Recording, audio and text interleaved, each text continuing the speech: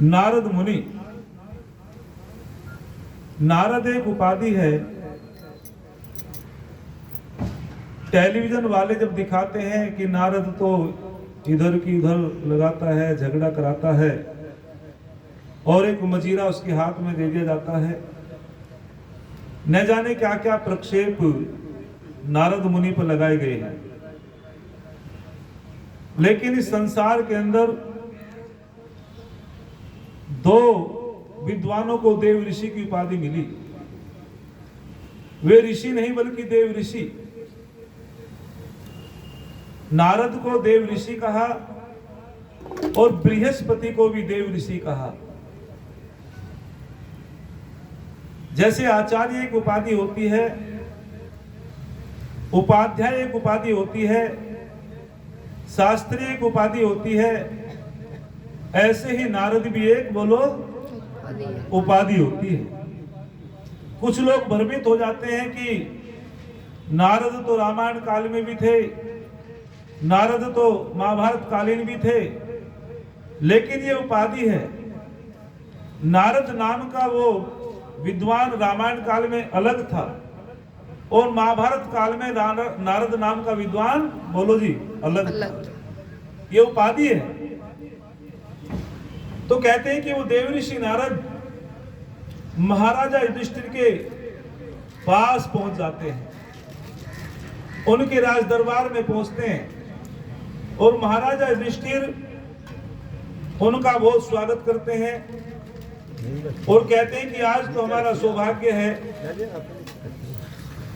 कि ऋषि के दर्शन हुए, देव ऋषि के दर्शन हुए, और वे खड़े होकर के उनका स्वागत करते हैं और कहते हैं कि ऋषिवर बताओ मेरे लिए आदेश। तो देव ऋषि नारद कहने लगे मैं तो भ्रमण करते करते आ गया हूं।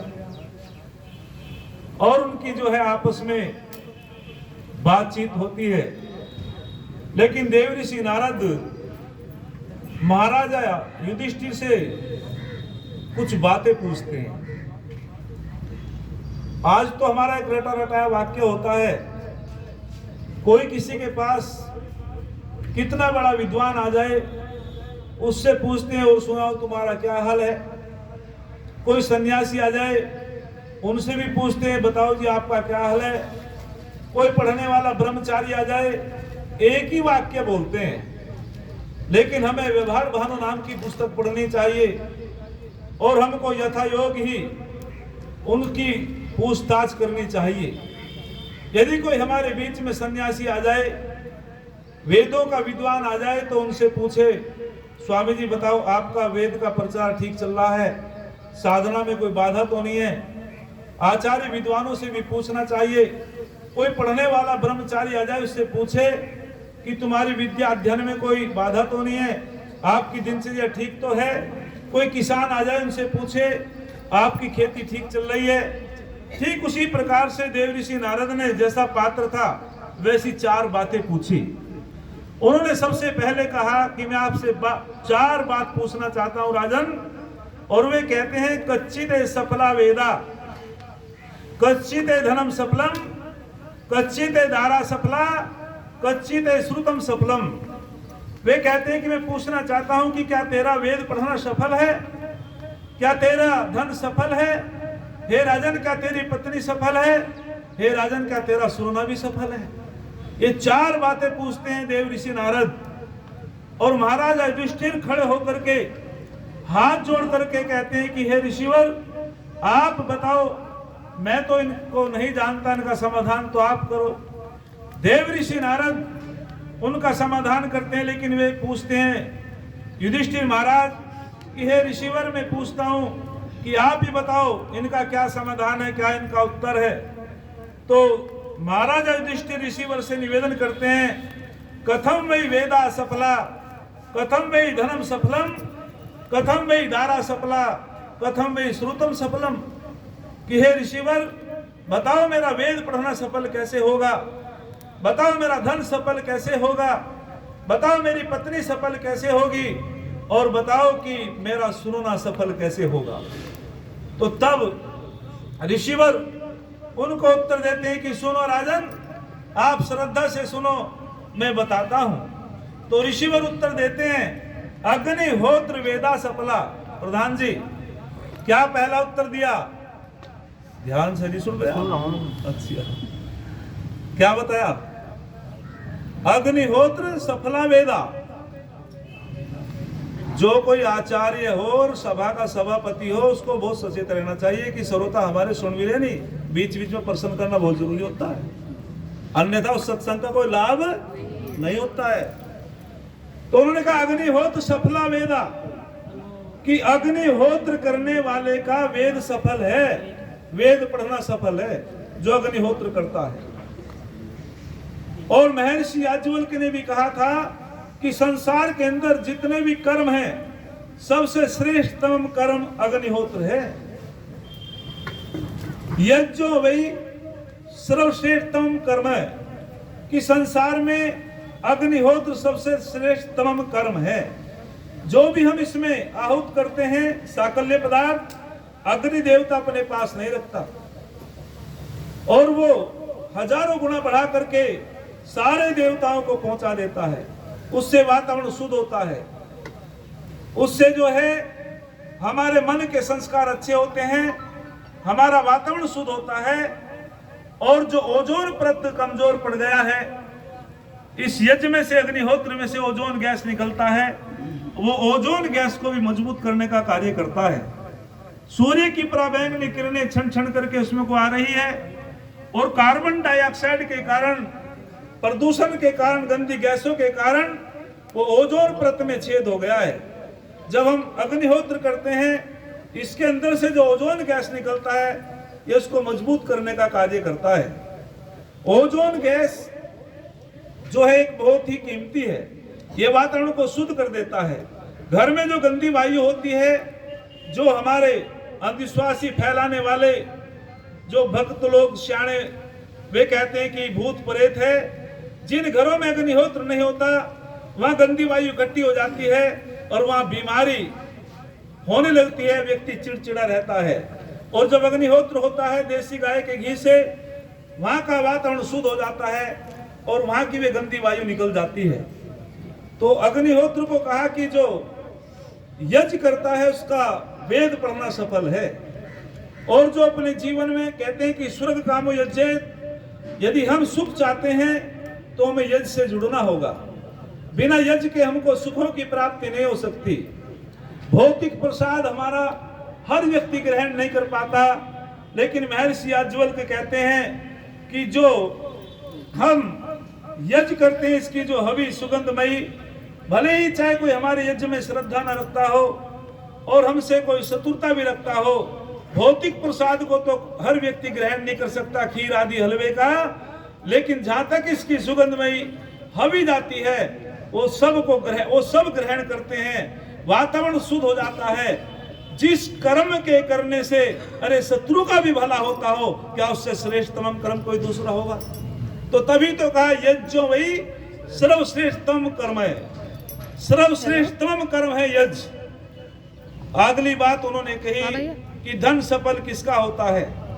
तो कहते हैं कि दत्त भुक्तम धर्म सफलम, कि हे दुनिया के लोगों, यदि आप अपना धन सफल करना चाहते हो तो सबसे पहले कहा दान करो।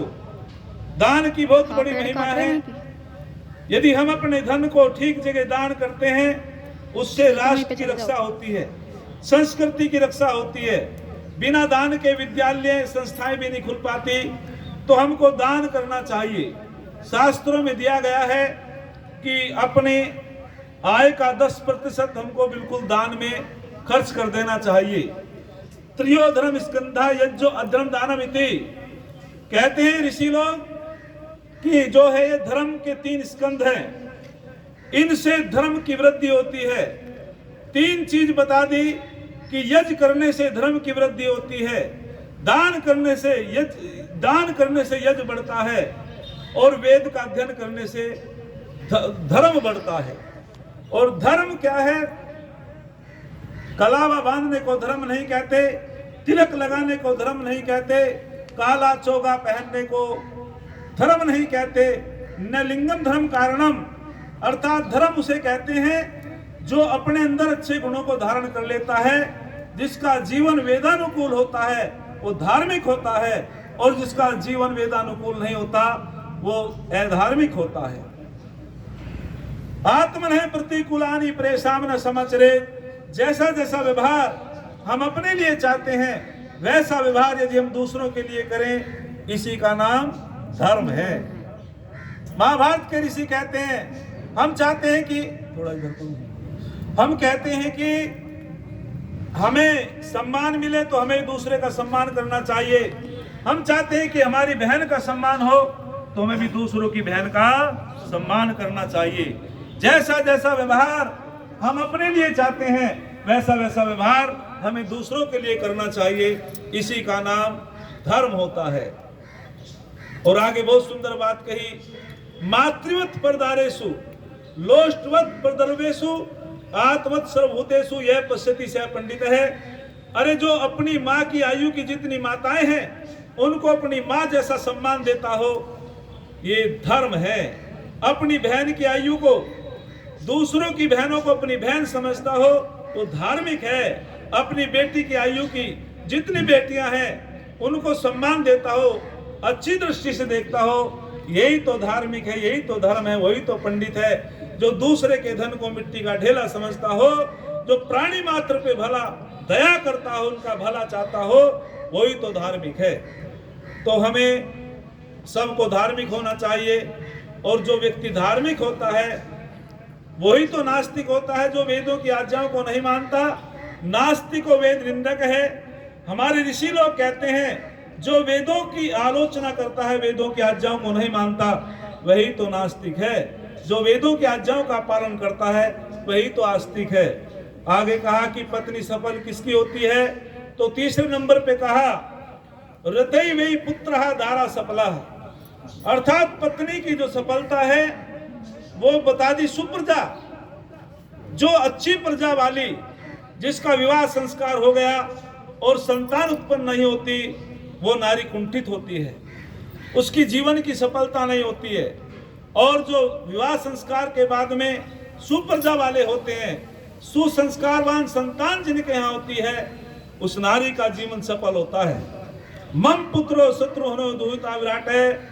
नारी वेद में प्रार्थना करती है, हे परमपिता परमात्मा, यदि मेरे पुत्र उत्पन्न हो, वीर हो, जितेंद्रिय हो, धार्मिक हो, वेदों का विद्वान हो, चरित्रवान हो, बलवान हो, बुद्धिमान हो, आदर्शवादी हो, राष्ट्र का नायक हो, उसका जीवन सफल हो जाता है।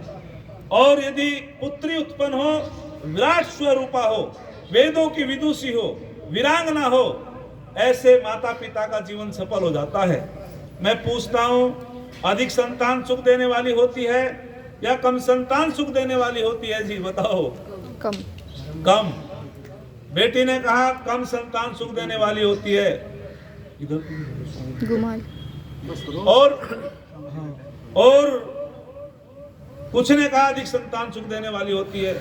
लेकिन याद रखना, अधिक संतान सुख देने वाली होती तो दुर्योधन तो सो थे, क्या सुख दिया था? और यदि कम संतान सुख देने वाली होती तो कंस तो अकेला था, क्या सुख मिला था? ना अधिक संतान सुख देने वाली होती, ना कम संतान सुख देने वाली होती, जो संस्कारवान संतान है वो सुख देने वाली होती है। जो संस्कारवान है वही संतान सुख देने वाली होती है। अधिक न बोलते हुए सुनना उसका सफल होता है जो शील होकर के श्रद्धा से सुनता है। जो विद्वानों को धैर्य से सुनता है, श्रद्धा से सुनता है, उसका सुनना सफल होता है। सुनने से 70% ज्ञान अर्जित होता है, 15% ज्ञान भ्रमण करने से होता है और 15% ज्ञान अध्ययन करने से होता है। वेद को श्रुति कहा है। हमारे जो ऋषि महर्षि सुन सुन करके वेद के ज्ञान को अर्जित कर लिया करते थे, इसीलिए वेद का ज्ञान श्रुति भी है। अधिक ना बोलते हुए एक छंद कह करके मैं अपनी वाणी को विराम दूंगा और पूज्य पाद स्वामी करमवीर जी महाराज का हमको आशीष वचन मिलेगा। हम सब का सौभाग्य है, हम सब आशीर्वाद लेकर के उठेंगे।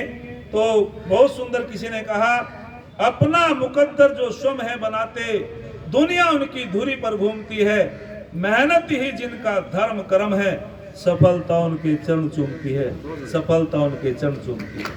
उन्हीं के चरण चूम की सफलता। तो डॉक्टर महेश जी का मैं विशेष धन्यवाद करता हूँ। सह पत्नी एक बड़ी श्रद्धा से यज्ञ किया और अब मैं पूज्य पाद स्वामी जी से प्रार्थना करता हूँ कि हम सबको आशीर्वाद देंगे, आशीष वचन देंगे और हम सभी जो है शांत होकर के सुनेंगे। मैं अपनी वाणी को यही विराम देता हूँ। स्वामी जी।